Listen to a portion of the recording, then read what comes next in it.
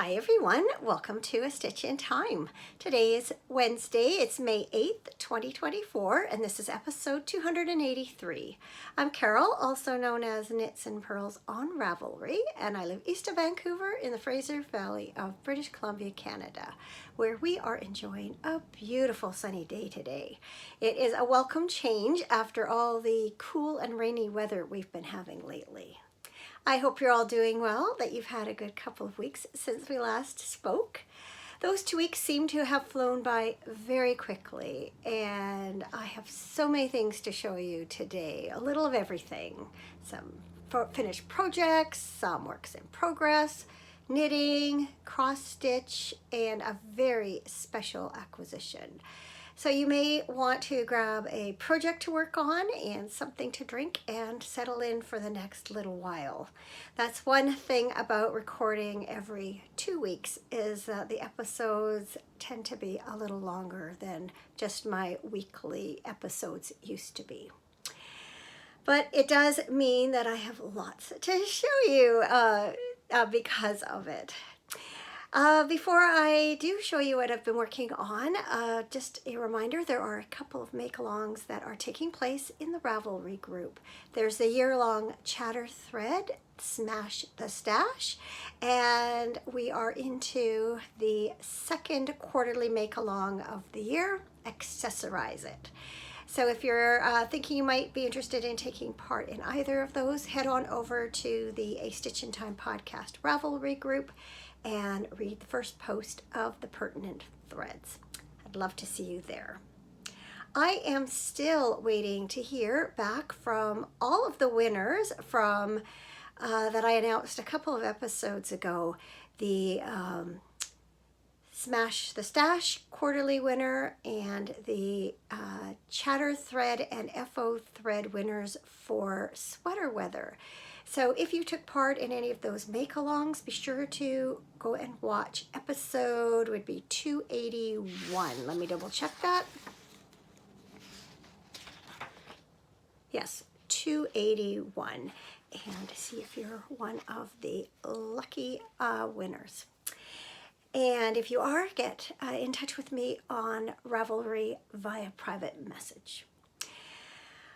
All right, show notes for everything that I talk about today will be available below. If you are on YouTube, just look below the video where the description is. You'll see a little, in darker letters, it says more. Click on more. It expands the description box, and there's links to Ravelry and all of my projects, different places where I buy things, all sorts of things there. So I do fairly detailed show notes every week.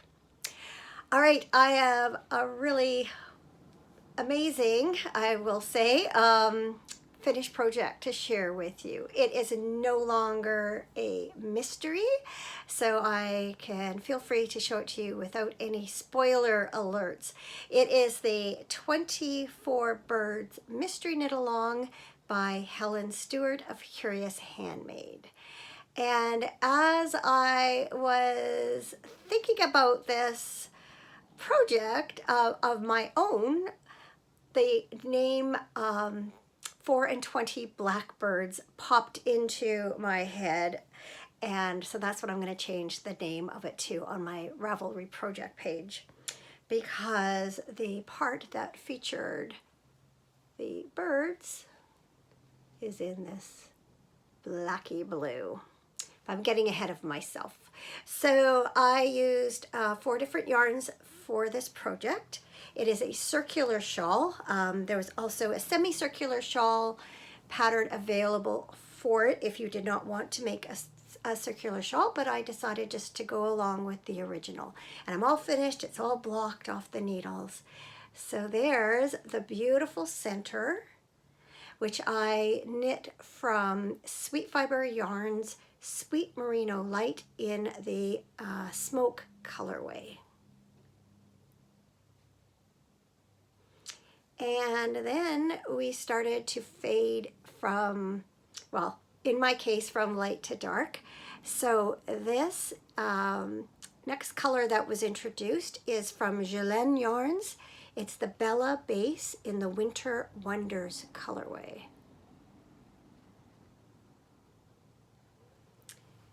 And then we introduced the third color. This is from Madeline Tosh. It's Tosh Merino Light in the Rainwater colorway. You can see how it faded in there. And I'm so happy with the lighting. It's really showing the lace up well. And then next up was our fourth and final color. This is also Tosh Merino Light in the Thunderstorm colorway. And I don't know if you'll be able to catch it in this light, but it's not just black, there's blue in there too. And then our final two clues faded out to our additional colors once again. Ended with this border, which I pinned out. So I'm going to see if I can hold this. You know what I'm going to do is I'm going to push you out and hold this up so that you can see it more or less in its entirety. But before that, I guess I'll just see what I can fit in frame here so you can see it a little bit more close up. Yeah, there's those 24 birds motif. There are 24 around the shawl. And of course, if you were doing the semicircular shawl, which was called the 12 birds MCal, then there's only 12. Okay. Yeah, it's big. So I'm going to push this out and then I will show this to you all in one as much as I can. All right. There you have it. Of course, it's not laying flat. I did lay it out on my love seat earlier today and took some photos. So I will also include those here so you can just get a better look at it.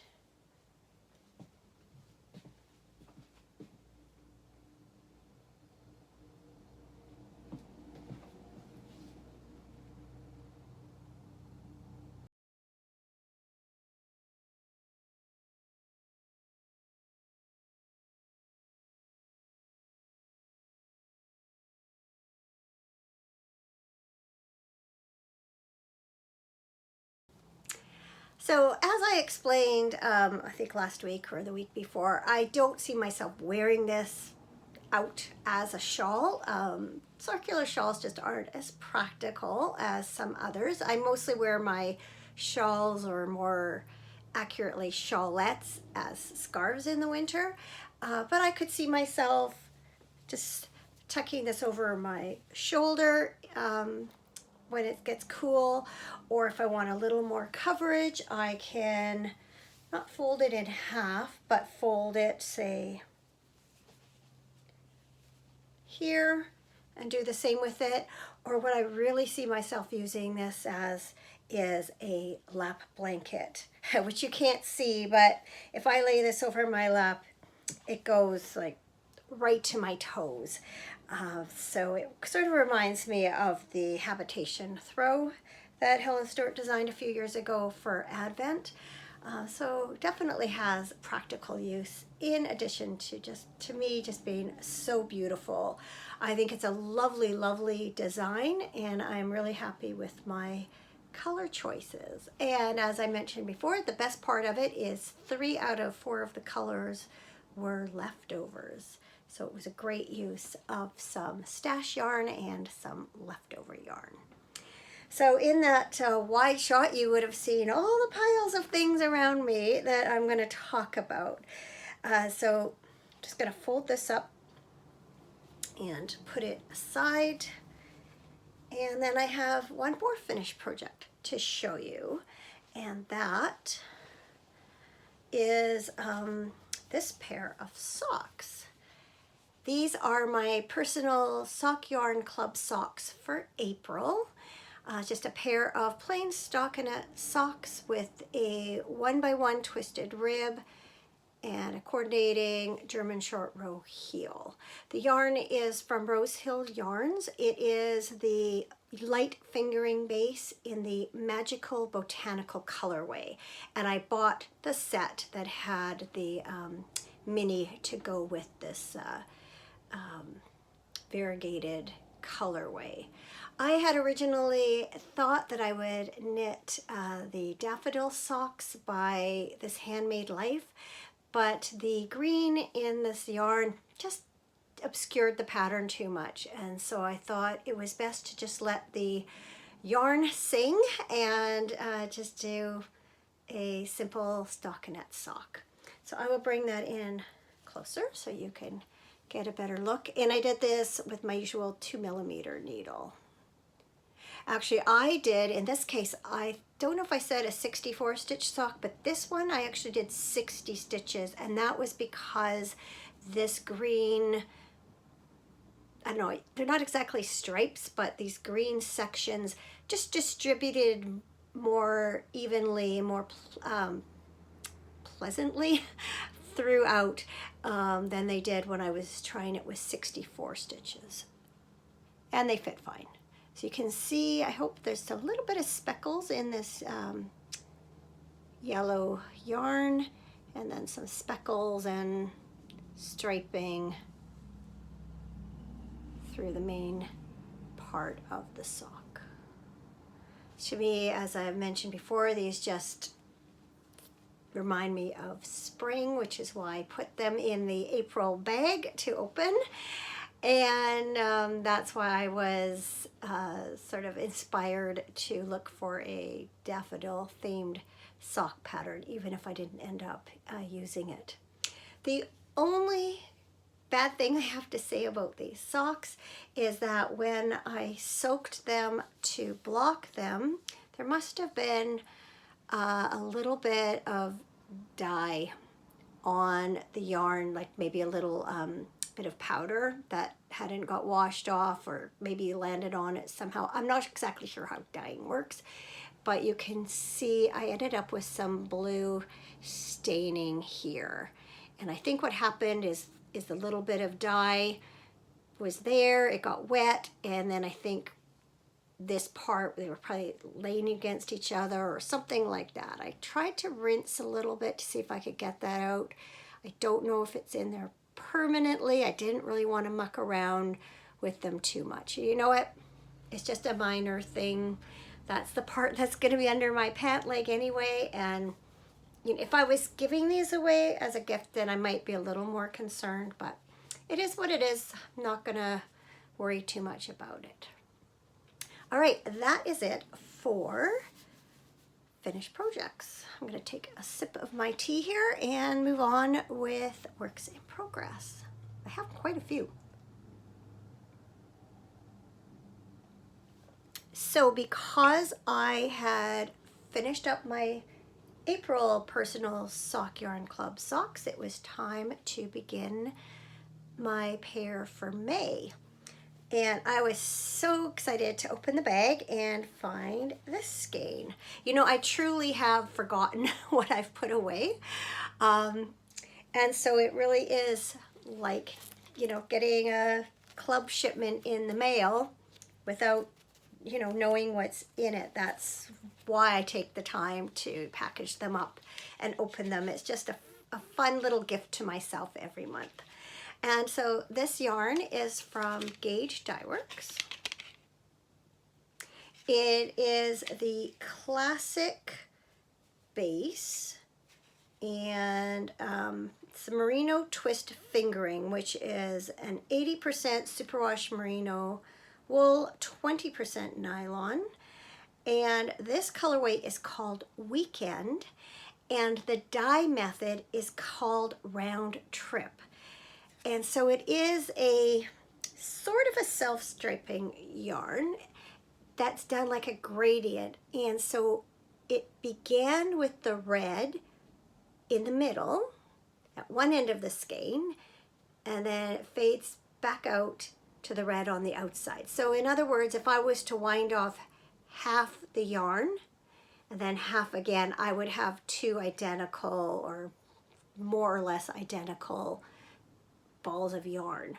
I chose to just leave the yarn attached. I'm going to knit one sock from the inside of the cake, and then I'm going to knit the second sock from the outside of the cake so that I have a long stretch of leftovers left in the middle rather than cutting it. So this is just a really cool way that this yarn knits up. This is a 64 stitch sock on my usual magic loop and 2mm needles. So look how fun is that. And I opted to do a German short row heel on this pair. I'm going to slip it on to a sock blocker so you can see how it looks from the side. And I'm pretty sure that I put this yarn in for May because we have a long weekend coming up. It's the Victoria Day weekend, next weekend. And I'm pretty sure that that was sort of on my mind when I chose May's yarn because it's the first of sort of the holiday long weekends over the warm weather period. We've got one in May, one in July, and one in August, and then Labor Day in September. So I'm pretty sure that's why I chose this colorway for May. How fun is that? So these stripes don't line up. I did a short row heel, so it's not like a bullseye afterthought heel where they line up, but that's okay. I knew that that would be the case going into it, and it didn't bother me. It was just the overall look that I was going for, I should say. And then it will fade out into this blue and green as it heads towards the toe. So why don't I bring that in a little bit closer? That is super fun. I can't remember how else this yarn was dyed. I believe you could get a skein that was just dyed from the red to this bluey green just in one direction. And I think they might call that one-way trip, something like that. And I'm not positive. I think it might have come in more regular stripes, but I'm not positive about that. I know I just liked the look of this. So I'm having fun with those. And then I have a couple of pairs of socks that I did show you last episode that have seen some work. I ended up unexpectedly having some car time last weekend, and I actually took all three of these pairs of socks and did end up working on all of them. So I was glad that I had taken them. I had stopped a couple of them when I got to the heel. I didn't want to do that in the car, and so it was good to have a different pair that I could pick up and work on when I got to that point. So last episode I showed you this yarn. It's another one from Rose Hill Yarns. Also the fingering weight. This colorway is called, there's the label. Turn it, there you go. This colorway is called Chickadee Trail. And I was inspired to pull it out. I think it was a Sunday morning. I was sitting in the living room and heard a chickadee, and I just like, I just want to cast that yarn on. I was in between. I think I had finished up my April yarn and it wasn't yet May, so that's the reason I decided to cast it on. And since then I've seen chickadee a few times, so love chickadees. They're one of my favorite birds. Anyway, this is knitting up really, really nicely. This is another 64 stitch sock, and I opted to do a contrasting or coordinating heel. I had just a small amount of leftovers. It's the, someone's zipping by out there. Oops, caught on my watch. This is just some leftover, if I can get the label. This is some Regia in denim black. And again, I think I will put this on a sock blocker so that you can see its profile with the heel in place.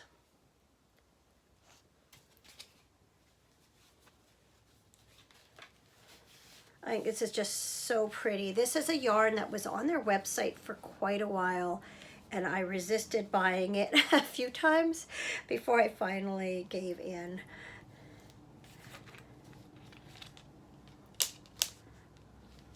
Let's see.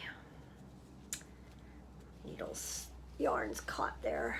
Oh, got my tail I haven't woven in yet. Usually I don't weave in my yarn tail until I've determined front and back, and then I usually do. I just haven't yet. Maybe it's easier here.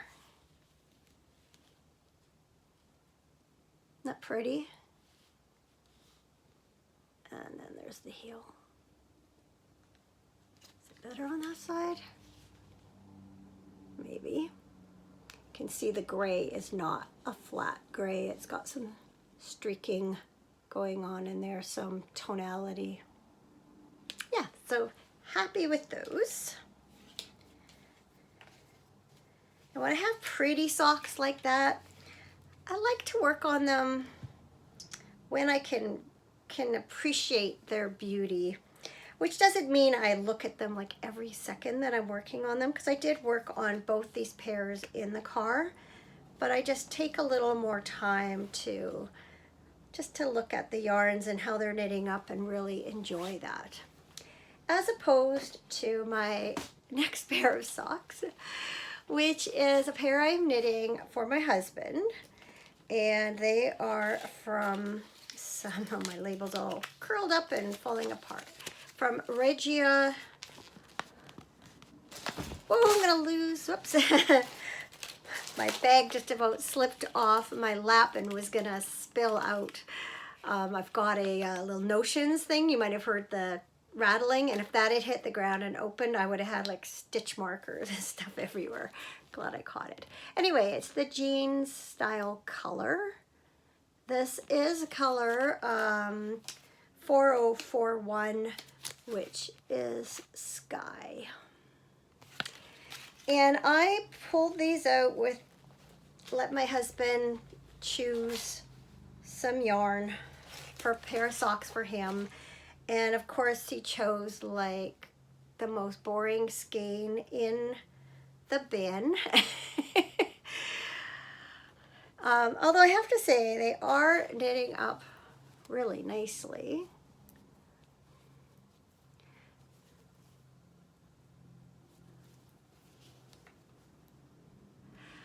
This is a 68 stitch sock on a 2mm needle.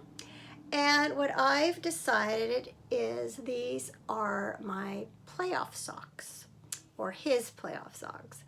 And I'm going to knit on them while watching the hockey playoffs, because I can knit on them without looking for the most part. And I'll be following the action, and I won't be, facing miles and miles of this fairly plain blue yarn. I can just knit, and eventually I'll reach the point where I need to do the heel, and it's something I can work on while watching hockey. And these should just practically knit themselves, because I won't really have to pay a lot of attention to them. So that's the solution. Now, we were joking about the fact that the Canucks had better get into the next round of the playoffs, and that they'd better go far, otherwise it might be years before these get done. And I'm happy to say the Canucks did win their first series in 6 games against the Nashville Predators, and then game 1 of the next round is starting tonight against the Edmonton Oilers. 2 Canadian teams, so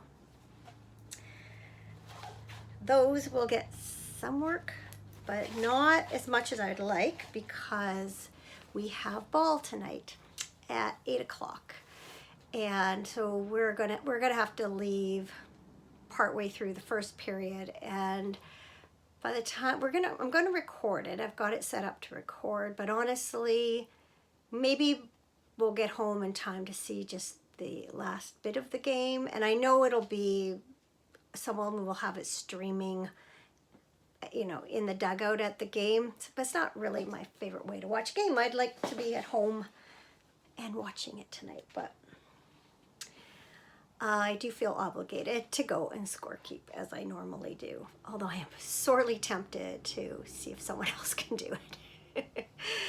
My tea's getting a bit chilled, so I'm gonna go warm it up and come back with some more works in progress, so see you in a minute. I have put some more work into my Burmese Basic 18 by Beth McDonald Stone. You can see it's a circular yoke pullover sweater. I am knitting it by holding 2 different yarns together. From the Mineville Wool Project is this 100% merino DK single ply yarn,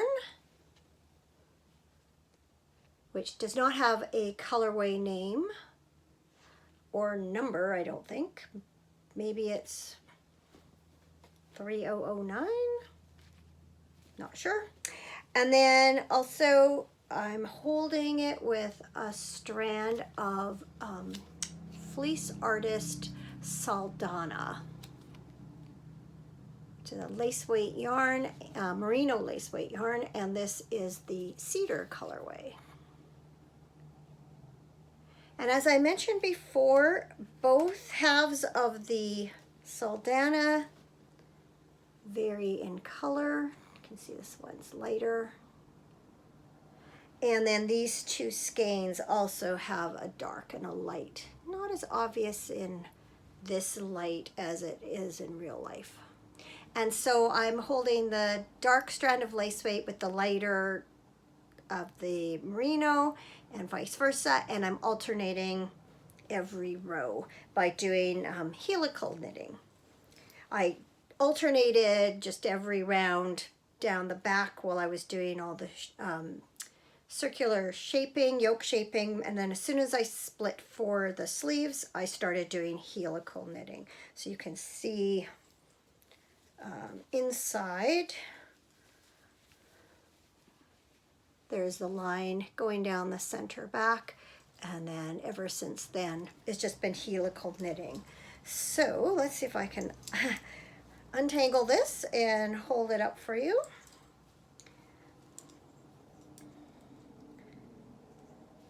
Oops, the yarn is caught on the stoppers. So there you go. Done quite a bit more actually. I've done 2 waist increases. I am making this slightly A-lined, and I'm planning to do 1 more increase after that. And it looks so small. I was really nervous about that, but I did give it a bit of a steam block one day and tried it on, and it fits fine. It just looks small. This does stretch out some, so it doesn't sit up quite as high on my neck as it appears to, and it does have enough of a circumference around my body, so even though it looks tiny, it does fit. So I'm just working on this whenever I feel like it. There's no hurry, obviously. It's not sweater weather anymore. And yeah, whenever I just sort of have a bit of it loose ends with what to work on, this is an easy one because it's just round and round and round with stockinette. And, whoops, finally, as far as, I'm going to tuck the pattern back in here. I'm trying to kind of tidy up as I go. Makes it way easier after the fact. I just did a little bit of a cleanup in my craft room before I sat down to record. It's just been a bit of a disaster area lately. So finally, it was my intention that I talked about at the beginning of the year, or else the end of last year, is as we're going through the different quarterly make-alongs, I am trying to work on some hibernating projects, or in some cases they're hibernating, and some where they were just works in progress. The difference being the length of time that they've been in progress and inactive or active. In any case, because we're doing accessories this quarter, I really wanted to finish up my Belvrade hap. And I don't know, this is a black and white photo, obviously, so it's a little bit difficult to see. I've had this on the go far too long. I meant to write down when I began it. I'll write that at the bottom of the screen, and then it sat for another while, and then I worked on it, and then it sat again. And all that's left to do is the applied lace edging. I am making this out of one of the called for yarns. This is a pattern that was put out by Blacker Yarn. And the pattern is the design is by Rita Taylor for Blacker Yarns. So I am knitting it in the Samite Silk Blend, and that is a blend of wool and silk. So 80% pure new wool, 20% silk. And this is the Sunless Hours colorway, which looks like this. So I have wound up my second ball, although I'm not going to have to use that much of it. I have, where's my, oh, it's on the floor. Of course it is. I have that much left of my first ball, and I'm over halfway through the edging. So the shawl begins, it's a half hap. And so it begins with this garter stitch triangle section. And then you do helps if it's on the right side. Then you do this lace section, and you pick up along the edge of this garter stitch section, do this lace, and then you turn your work sideways and do an applied edging. That looks like this. There, I purposely wore a light shirt today so that the 24 bird shawl would show up. So I think you can see the lace edging there. So here we are. As you can see, I am over halfway done. What I'm doing is I set myself a goal of 2 16-row repeats a day, a minimum of that. And I think there's 25 and then a few rows. And in some cases I've done more than 2. In other cases I haven't done any, but I've done them the day before to make up. So, you know, I really am whizzing through it, and it's kind of making me a little bit cross at myself for having let this project take so long. I know what happened the last time is I had this idea. It had you did the lace section, and then you broke the yarn, and then you started the applied edging at this end. And I remember thinking, there must be a way you don't have to break the yarn and you can just start at this end. But there really wasn't, and I just kind of like, seriously, it's an extra end to weave in. That's especially in this yarn, which is very kind of rusticy and sticky. It was not like it was a terrible thing to do, but you can't even tell that I've woven an end in there, right? In any case, I let it sit far too long, and I am thrilled to have it out and be working on it again. But it's not going to be, to me, it looks, there are two sizes, but I'm making the smaller size because I think I would have needed a third skein of the yarn for the larger size. Plus, to me, the small, it looked pretty big there. And I know that it will block out, so maybe it'll end up being about that size. It just, now that I see it, it just doesn't seem to be that large. Not as large as I thought it was, but that's okay.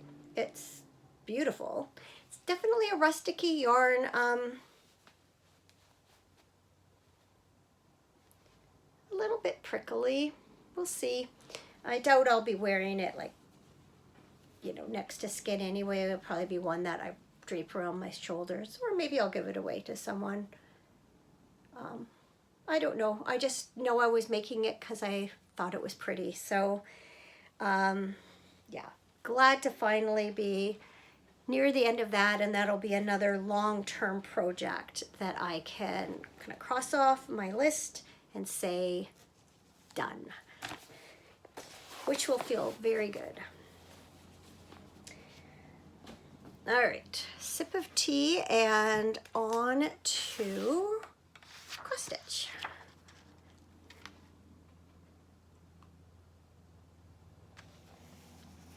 I am continuing to work on the summer bell pull. Didn't work on it quite as much this past 2 weeks as I had hoped, but I was happy to add some more color to it after working with quite a bit of neutral colors, quite a few neutral colors here with the basket. I think last time I showed it to you, I had finished the S, done the U, and had started this basket. So now you can see I've added some flowers and strawberries down here in the basket. This is the Summer Bell Pull by Stony Creek. It was in the April 2007 issue of the Stony Creek magazine, and it's also available as a leaflet from Stony Creek. The number is 322. So why don't I bring this in closer? I'm going to cover up my face and you can see what I've done since last time.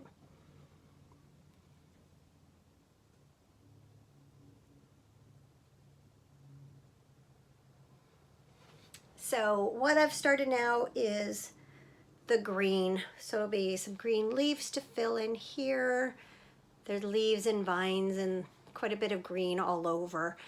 You might be able to see the shape here. That's like a little garden spade. Spade, is that the right word? A little shovel, mini shovel. But I'd done so many neutral colors that I needed to add a pop of color. That's why I decided to go with all the reds and pinks next. So yeah, enjoying that. I try and work on that most weekday afternoons for a couple of hours. Downstairs in our family room, there are 2 windows. There's one right behind or close behind where I sit. Gives me really good light. That seems to be a good time for it. Okay, acquisitions. My April shipment for the second round of the Lepidoptera Yarn and Fiber Club from Fiber Nymph Dye Works arrived, and this month's colorway is based on the Aglayo, also called the European Peacock, also called the Peacock Butterfly. And that is prevalent through Europe and temperate Asia. Isn't that gorgeous?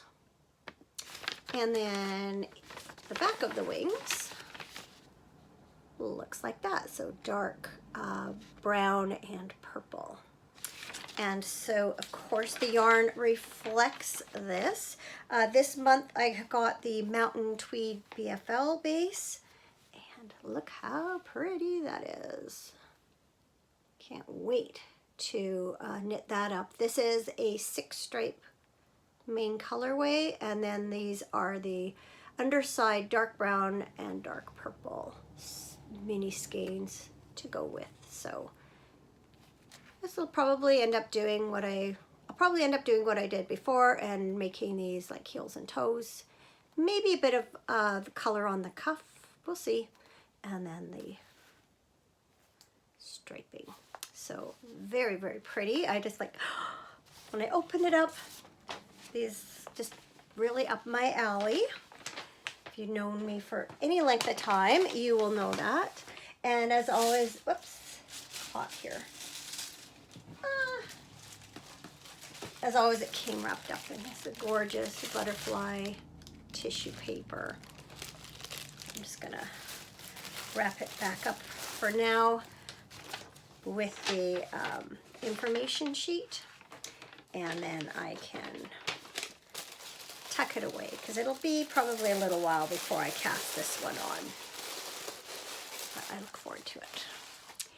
I also, I've been thinking a lot about weaving lately. I'm itching to warp up my loom, but my daughter wants me to teach her how to weave, and we still need to arrange a time when she can come over here and do that. And so, plus I've been busy with other things. So I haven't warped up my loom yet, but I am really, really itching to get at it. And I ended up buying this book. I had bought this book a long time ago on Kindle, and I've just decided, I was looking at it one night on Kindle, and I can look at it on like the tablet, which will give me color, but I was just looking at it on my actual Kindle itself. It's in black and white. It just doesn't do it justice. And I knew that I liked it well enough that I would want, you know, the real thing, the real book. So I used some of my birthday Amazon gift card money towards it and bought this. So it's the Weaver's Idea Book. It's by Jane Patrick, and she's married to, oh, what's his name? Oh, let me see. It's his last name, he's Barry Shocked. So he's shocked of shocked wheels and looms, I guess. So she's, you know, involved in the weaving and spinning industry via her husband. And this is put out by Interweave.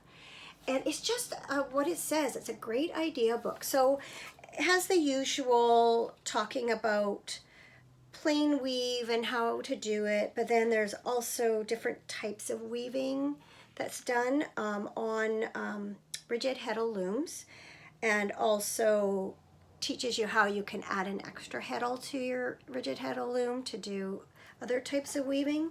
One thing that has really always compelled me is this sampler. And so you warp it a certain way with your alternating with, like here you can see it's all one color, and then this might be 1 by 1, and this might be 2 and 1, or you just follow a certain pattern and then you weave it the same way. And these are all just the different patterns that you can achieve just with plain weave. So again, I'm going to cover up my face so you can see it a little bit closer.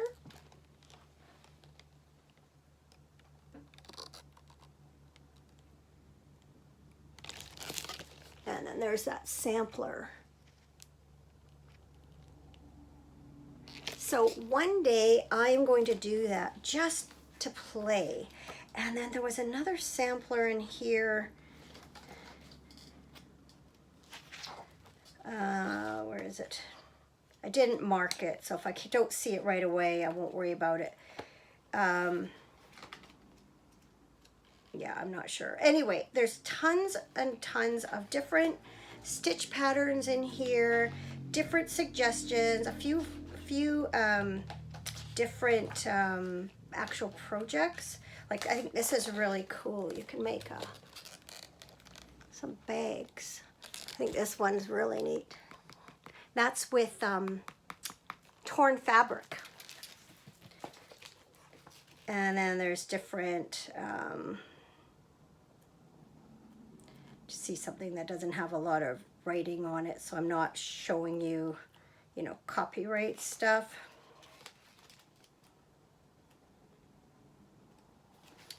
Talks about like warp facing fabrics and weft facing fabrics. So if you use a yarn that is thicker than your warp, then you can do designs that give you like horizontal striping. Just all sorts of cool stuff. You can even do like showing, you know, textural designs. Just lots of stuff. So I decided it was time. Look at this, is really cool.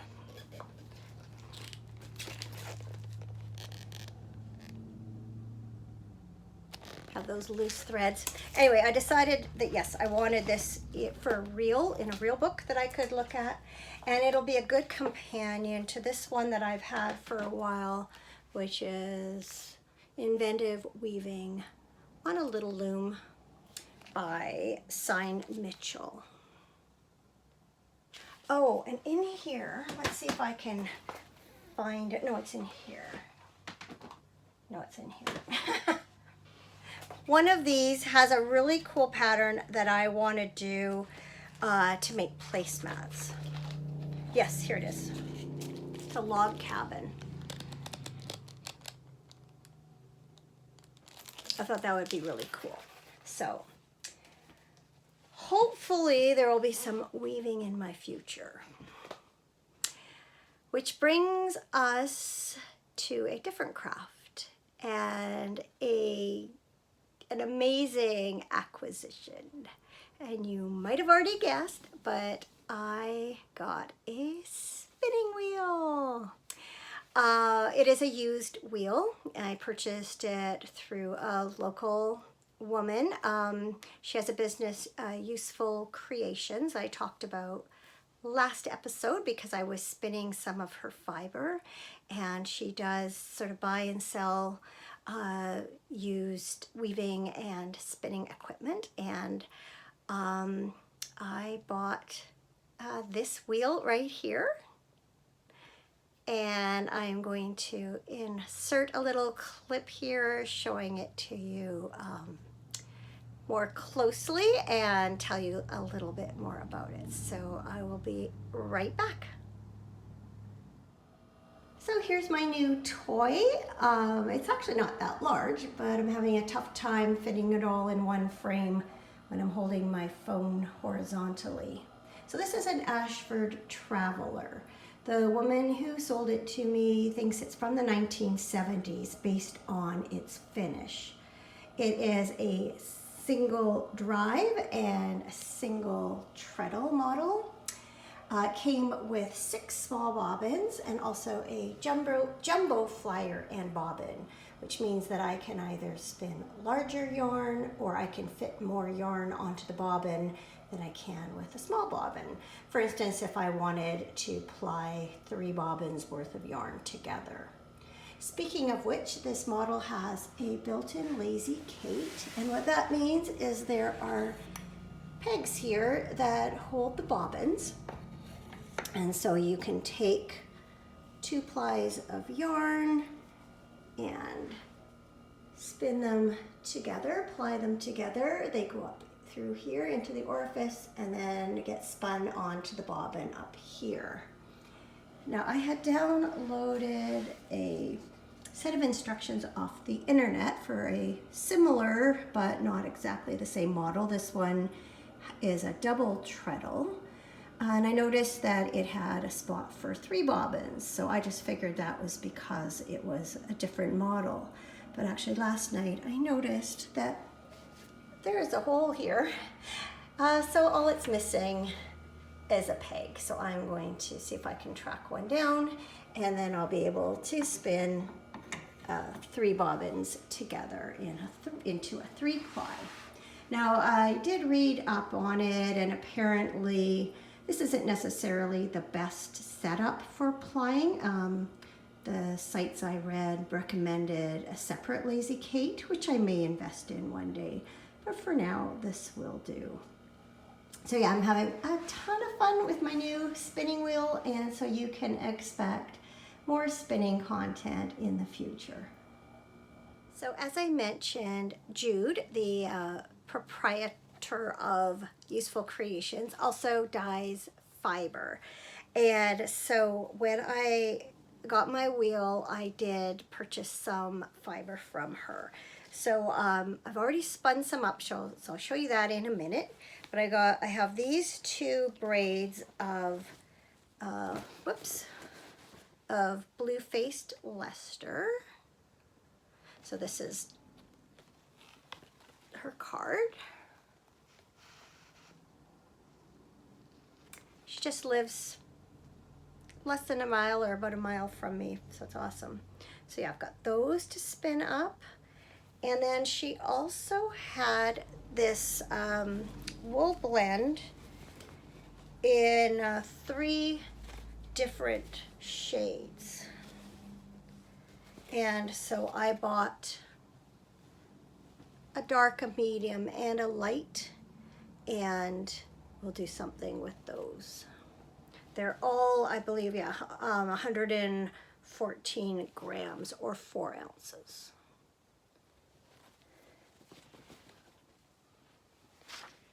And I got fiber on me now, on my lipstick. So that brings me into spinning, because I have done more spinning since I last saw you. So I picked up my wheel, I think it was I can't remember, last week. It might have been last Wednesday, actually, Wednesday or Thursday. And so when I picked up my wheel, she had some of this, sorry, there is crinkling. She had some of this wool blend already spun. She'd spun a little bit onto it, just testing it out. And so she gave me the rest of the little bumps. So this is my, well, you can tell, I think this is her spinning. It's much more consistent than mine, but that's okay, I'm learning. So that was what I first spun on my wheel. And I didn't bother plying it, I just spun the singles and just, washed it up. I don't really know what I'll do with this, I'll just hang on to it. And then I had shown you, this was my first yarn, which I showed you last episode from my first spinning lesson. So I decided to spin up the rest of that braid next, which proved to be a little tricky, starting sort of from scratch onto a new bobbin. I hadn't done that all by myself before, and I got really frustrated at times, and I ended up hang on a second, I ended up wasting a lot of it, or I don't want to say waste it. It's a learning experience, but I would have it break on me, and I would put aside. So this was a lot of, some of it I did spin, but it was really awful. But I was learning my wheel and learning the process. So that's how much wastage, I'm going to just call it wastage, I had from that first braid. Keep dropping things off of my lap because these bags are skinny. But I did spin up the remainder of that skein, and as you can see, I spun it and two-plied it, and you can definitely see an improvement between my first attempts and my next attempts. Yes, I still have some of these thicker areas, but you know, I have a lot less of this kind of stuff happening. So I was pretty pleased with that.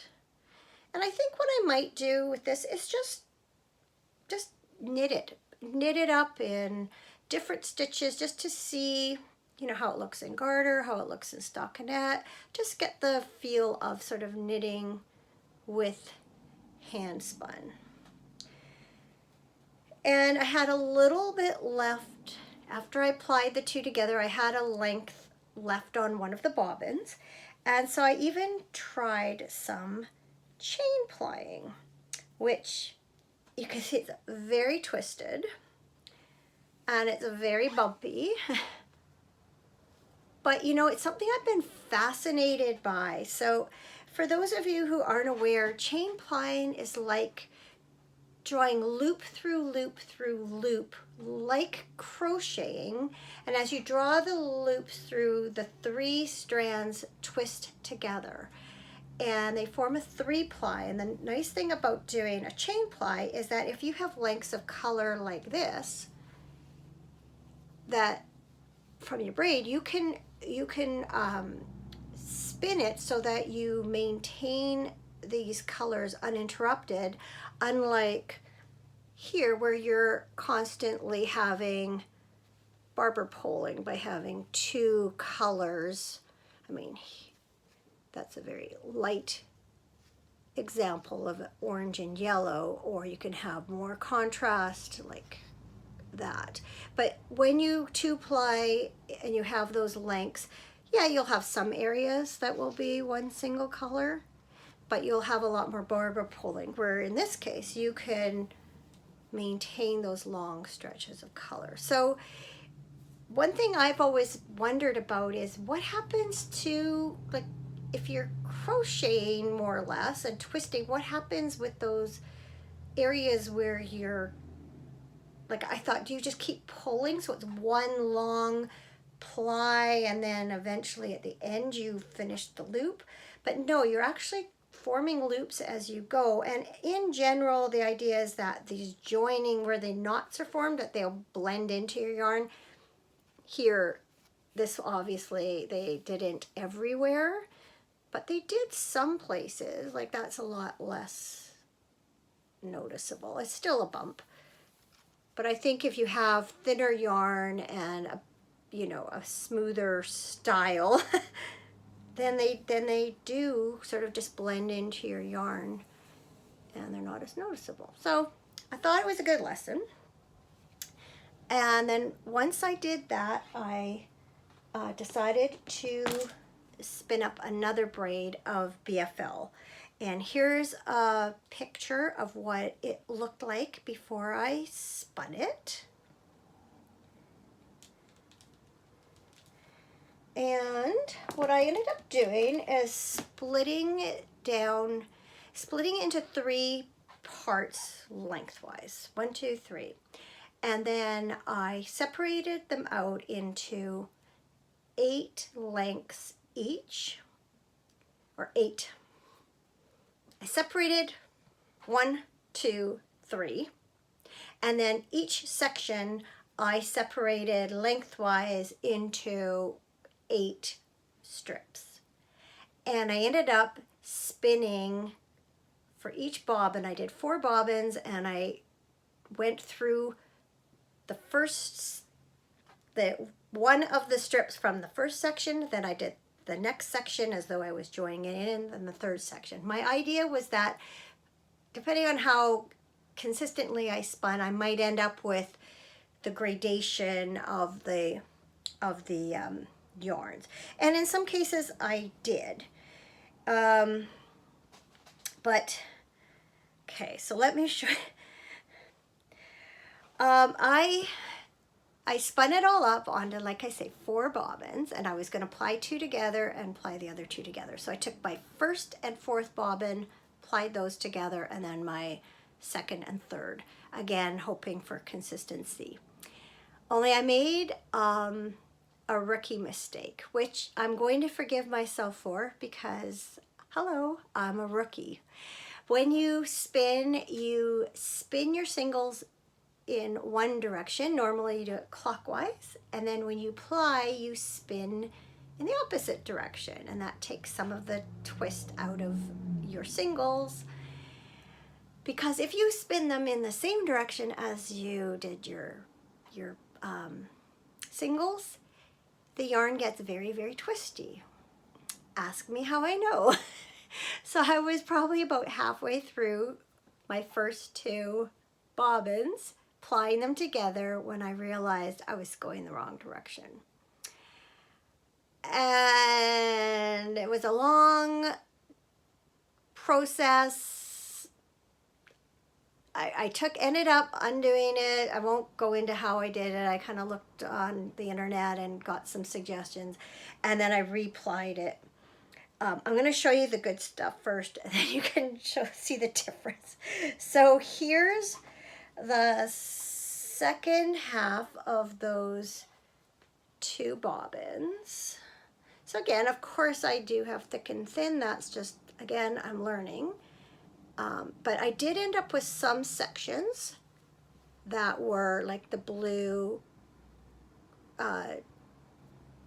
spun on itself, and then these these other sections spun on themselves, and then there's other sections where the 2 overlap. So I think when this ends up being knit up or woven, you will see kind of some striping or color gradation happening. So that was the second half of that first bobbin, and here's the first half, and you can just tell this is, I think in the process I ended up taking some spin out of my original singles, and so you can just see this looks more fuzzy, more worn. There's definitely a difference between these 2. Again, I'm learning. I'm not being too hard on myself. And then this is the second set of bobbins all together. Again, you can see I've got sections of just the blue, sections where the variegated kind of yarns plied together, and then places where they overlapped. So I am planning to make something with this yarn. I haven't decided what yet. I don't know how much I have. I don't have a nitty naughty, so I don't have anything to measure the amount I have. I could probably do like a shawlette or a cowl or a hat, something like that. Haven't decided yet. And I'm really proud because that is all the mistake yarn that I ended up with. So that's a huge improvement over my first braid of fiber and my second. So again, feeling good about that. And then I also, again, fell on the floor. I also, with my leftovers, tried chain plying again. And I would say that this was a better effort. You can see it's not nearly, I mean, it's still twisting in on itself, but it's a lot smoother than my first effort. So there is one of those knots, but look, you can't even really, like I can't even hardly feel that. It just goes into itself much better. Same with here, I don't even know where these ones changed. So definitely improving on that too. You see that one's a little more obvious. But yeah, having fun. Haven't decided what I'm going to spin up next. Probably, just to keep with the color interest, probably one of these. I also thought that these might be nice plied together, and that would give me over 200 grams of yarn, so longer length. Don't know.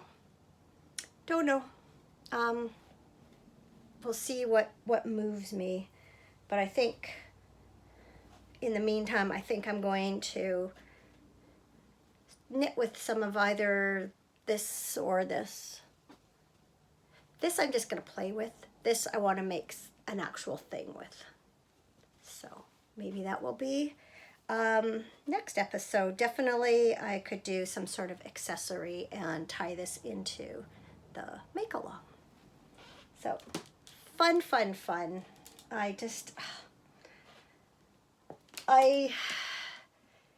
had resisted this whole spinny thing for so long, and it's probably a good thing I did in a way, because this is just something brand new to introduce into my, wool craft. But there's a part of me saying, why did you do this years ago? And I know I didn't. Because I knew I would fall for it hard, and it would mean the purchase of a new piece of equipment, and it would mean a new kind of stash. I mean, I talked all about that before, but I am just so happy I took the plunge. It is just a different kind of rhythm, a different kind of creating. I was trying to explain it to my husband because he didn't really get it. He's like, so is the idea that you can make your own yarn cheaper and you wouldn't have to buy so much? And it's like, that's not really what it is. I said it's another craft entirely. It's just, knitting adjacent kind of, or weaving adjacent. That's the other thing. When I went to pick up my wheel, the woman I bought it from had some woven blankets made from hand spun. That would be cool. So I can definitely see some hand spun yarn coming into my weaving too. But yeah, just trying to explain, it's not about making yarn cheaper. It's about making, well, for one thing, a different kind of yarn than I normally would buy, and just the idea of that you can go from, this to a something. I knocked myself on the nose with my hanger. Like you're just doing all those steps. It's like, growing something from seed, and then let's say it's a tomato, planting the seeds, harvesting the tomatoes, making some salsa or spaghetti sauce and eating it. All the steps. So I think he understands now, and he's been with me long enough that he just knows this is what I do, and he's very accepting and encouraging of that. All right, I'm just gonna look at talk about what's been going on here. I mentioned I've been watching playoffs. Go Canucks. I also said we had an unexpected road trip. So one of my cousins passed away late last year, and her celebration of life was last weekend. It was held about a good 3.5 hour drive from where I live. And so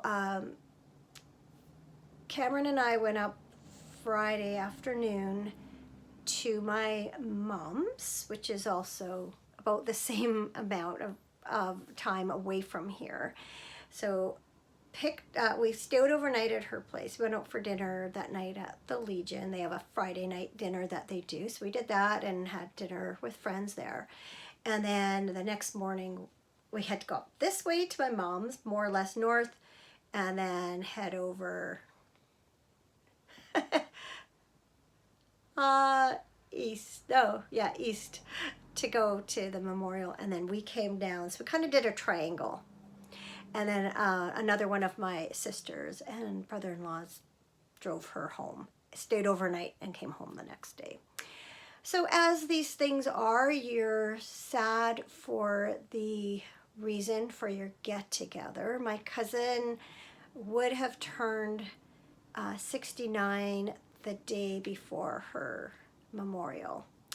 And my cousins also lost one of their brothers last year also, and his birthday was the day of the memorial, or would have been. So it was, tough for them, needless to say. At the same time, it was very nice to see some relatives I hadn't seen for a while. And it's always, bittersweet occasions. On a happier note, not this coming weekend, but the next weekend is a long weekend here in Canada. It's Victoria Day weekend.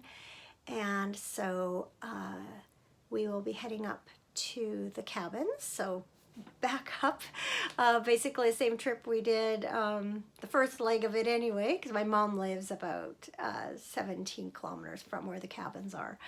So one of my cousins is going to be there to help open things up, as is our older son and his wife, and also a friend of my cousin's who helped us set up the water system a few years ago. And so he wants to kind of look at it. We've had some hiccups, so he's going to help us hopefully troubleshoot those. Cross fingers that the weather's going to be good. It's been so off and on this whole spring. This weekend coming up is supposed to be very warm, which is great because I really need to get out to the gardens, kind of clean them up from last year, and I haven't planted a thing. I haven't got a flower basket. I don't have any of that. So I'm hoping to get some bedding plants and do some planting this coming weekend. So that's the plan anyway.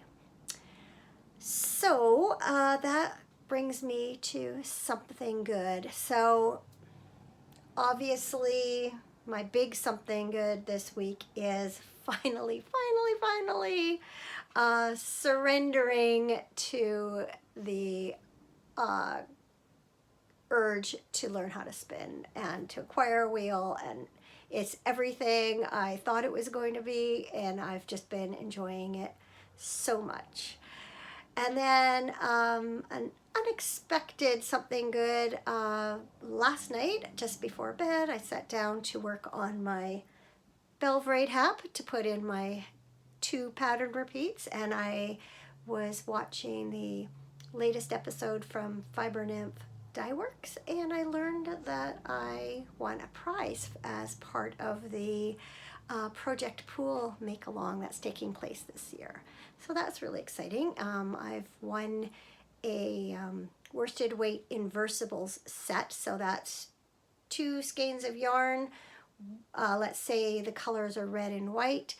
One will be predominantly red with smaller white stripes. The other will be predominantly white with smaller red stripes. And you use them, together. And so we could choose she showed us 4 skeins. We wrote, let her know what our favorites were, top 3, and I'll see what I get. So of course I'll show that to you when I get it. So thanks again, Lisa. That was, it's just always kind of a cool thing. You're watching something and then you hear your name in an unexpected way and a very fun way. So thanks again. All right, that brings this episode to an end. If you've stuck with me this long, thank you so much for watching. Thanks as always to everyone for their kind comments and private messages and participation in the make-alongs. I really appreciate all the interaction, even if I'm not as good at responding as I like to be. That's something I am constantly striving for. So have yourselves a great couple of weeks, and I hope to see you again, yeah, in a couple weeks. If everything goes to plan. So yeah, take care till then, and I'll talk to you soon. Bye now.